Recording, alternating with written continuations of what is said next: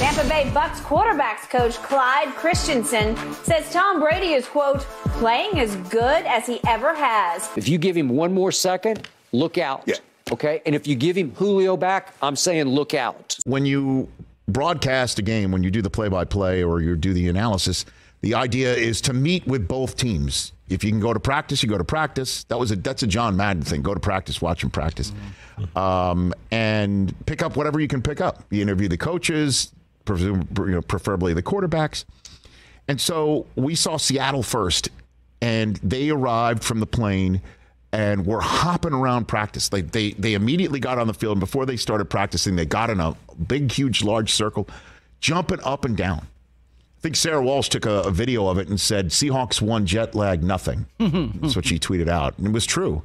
And it was just like watching that practice. It was they were all one unit, and they were all just pulsing with energy.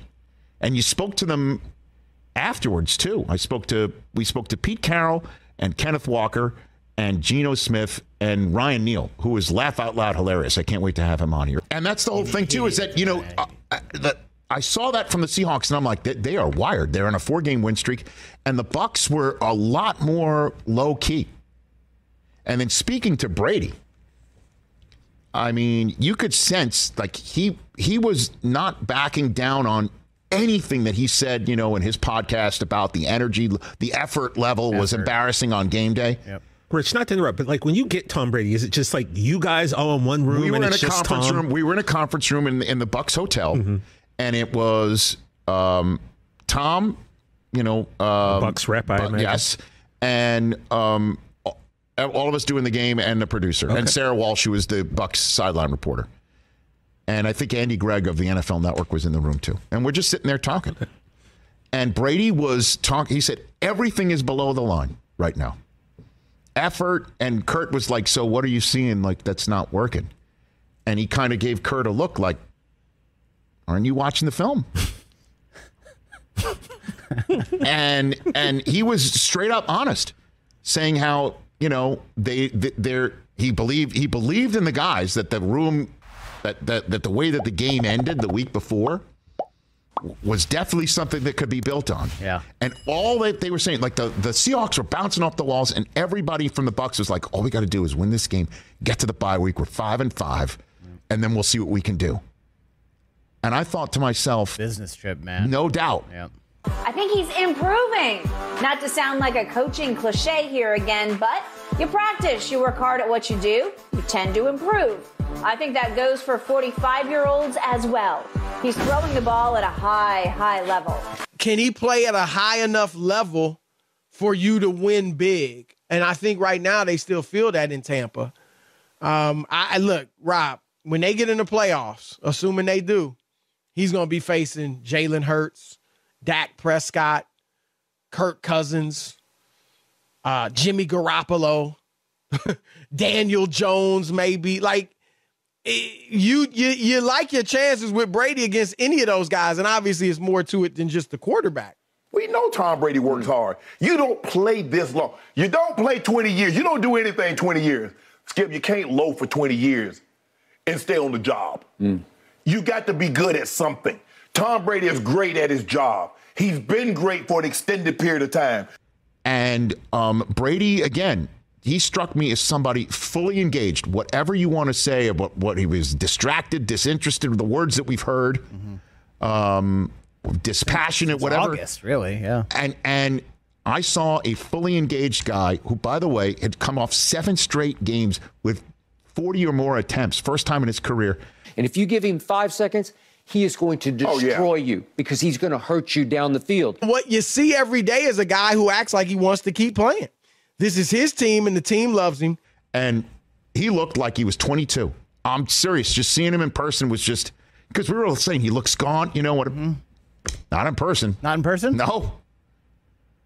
And he was chill, but he was straight up honest. Like, this is not the way we can play, and this is not the way, we want this to go. And he's not used to it. He wasn't used to, like, talking, having a running back constantly run into the linebacker because there's a missed block, missed assignment, that sort of thing. Totally not used to it. I mean, he's still playing at a decent level. Man has played 23 years. He went to the Pro Bowl in year 22. He still has some really good games. And as long as he does need the weapons, there's no doubt about that. So if they have the weapons, and Mike Evans and Chris Godwin are very good, he's starting to work with the tight end. You know, like right now, they would probably say, man, we just got to, you know, get our offensive line a little better and our running game. And if we do that, we think Brady can still play well enough for us to win. Who's been better on the field? And he's been just a great ambassador, and he knows the game. So let's go. I'd love to see it. To the point where I asked him, I'm like, because like, where do you go from here? And I'm like, is Gronk done? And he said he was. Like, Gronk's not walking through that door. Hasn't talked to him? And I didn't ask him that. I asked him if he's spoken to Odell. Oh. And he said, you know, not lately. Oh, thank you. Was his answer. But in terms of Gronk walking through that door, that ain't happening. Yeah. No. Oh, don't need Odell if Julio's playing like that. And he just got Julio back for the first time all year. I just think he's that like football lifer that wants to be in the game no matter what. Early in the Rams game, Tony Romo was analyzing for CBS up in the booth, and he made the point that he'd watched a good deal of Brady tape going into that game, and he defended Brady, saying he's still making all the throws just the way he's always made them. Mm-hmm. I agree with that. The team that I saw on that field in Munich, okay, like again, it was just one game, and we hadn't seen anything like that in a while. That's the team that can win a lot. They were good. And win and beat pretty much anybody, which is running downhill. Rashad White, a revelation. If he can run like that, I mean, he threw Quandre Diggs out of the club. That was even my call. Get out of here. And if you watch it, the call back, you know, it's on Twitter or whatever, there's this long pause. I thought some of the guys would be chiming in as we're reviewing going to break, because it was a commercial break after he stiff-armed him. The thing I was going to say, and I kind of felt bad, I'm like, he threw Diggs out of the club, and I just said what was in my mind, right? Yeah, it was a wow moment. I was going to say that, you know, he can declare Diggs' soul at customs, but I thought that was a little step too far. Piling on. So, but I did say that he could declare that at customs. Yeah. So I kind of left Diggs out of it, even though I'm kind of throwing his name out here now. But the way he played Sunday, he's 45 years old. It's insane. It's absolutely insane. And he doesn't have any help right now. No, I know.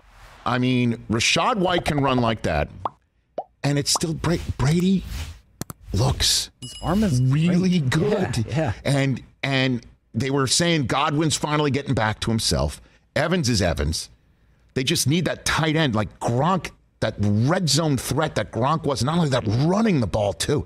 He's a first ballot Hall of Famer for a reason. Yeah. And they're hoping Kadon can do that's it. the guy that they're hoping on. Cameron Braid is back. Braid just got back, but I don't know if, honestly, that I think Otten's the one that they're looking at that could maybe sustain for the rest of the year, because Braid got hurt and you know, I mean, had a neck and then a concussion. He's finally back. And Kyle Rudolph, even though he was there and looked great, he couldn't have been nicer. He was inactive. Yeah. I don't know, but defensively, you know, Devin White was dealing with, I guess, the passing of his dad. Yeah. And he was playing. He was just, he was firing off. And Vita Vea, seeing him in person, one of the most massive individuals I've seen. And we asked him how much he weighed. He said 360. And I thought to myself, that's an NFL 360 right there. Boom. I mean, seriously. Wow. So, hey, Bucs fans, you know, and Brady came out of that game energized. They're going to go on their bye week, and we'll see what happens from here on out. But that team I saw in Munich is a team that can maybe go to Arizona. And I'm not just saying it because yeah, they will. Yeah, they're having a playoff game. Maybe against the Giants or the Cowboys. Do you see a decline in his ability to play the position? Do you see a decline in his reflexes? Do you see a decline in his ability to speed read and quick trigger release? Do you see a decline in his accuracy, or do you see a decline in his velocity or ability to throw the ball deep? Clyde Christensen is saying another point that Jen didn't read is he says on Friday afternoons in practice, I got to try to restrict him because he wants to throw 65-yard passes because he can. Right. And I believe he can still throw it 65 yards, no problem. I think his arm strength is the same as it always was, and you can say it's really just above average. It's not all-time. Right. Obviously, it's not Mahomes or Josh Allen. But it's obviously good enough to be very good. Yes. Okay. So the point is, I don't see decline yet. Thank you for watching, and please like and subscribe as I post a new Tom Brady video every day.